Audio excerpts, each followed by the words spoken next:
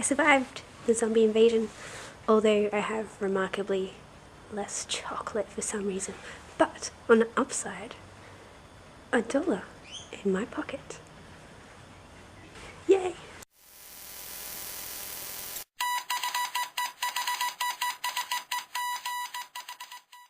So it's writing week again, unbelievably, and it's about world building. If I had like a wet piece of paper, I'd like drop some ink on it and watch it spread out.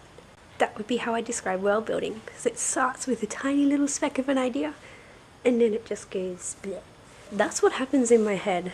You see something and it spawns an idea. That spawns another one and that spawns people or something. It's like mold in my head. Wonderful. This is the way I try not to describe these things, because now I'm thinking of mold in my head.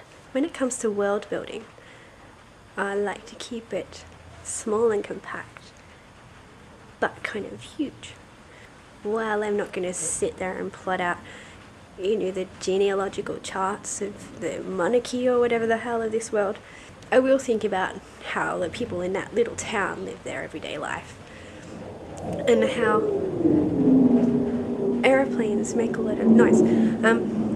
So little people in their town, and how things that go on in that town or in that family group or whatever implies whatever's happening in a huge world.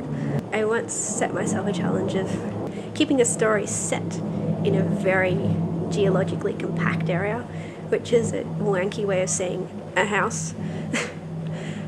So keep a story set there, but imply this huge world around the people who lived in a house. I'm less interested in the battles that form the nations or whatever, and more interested in what people do in their everyday lives. Ooh, something I used to do, and nothing ever came of it, was I would draw maps, but that was because I liked maps.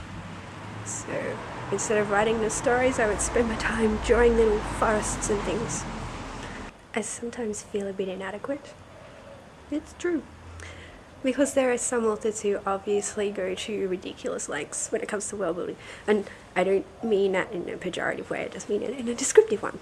The Eddings is basically a huge book of all the information that they came up with, the costumes that they wore in certain countries and the currencies and all this stuff that never made it into the books they wrote, but they felt was important to have.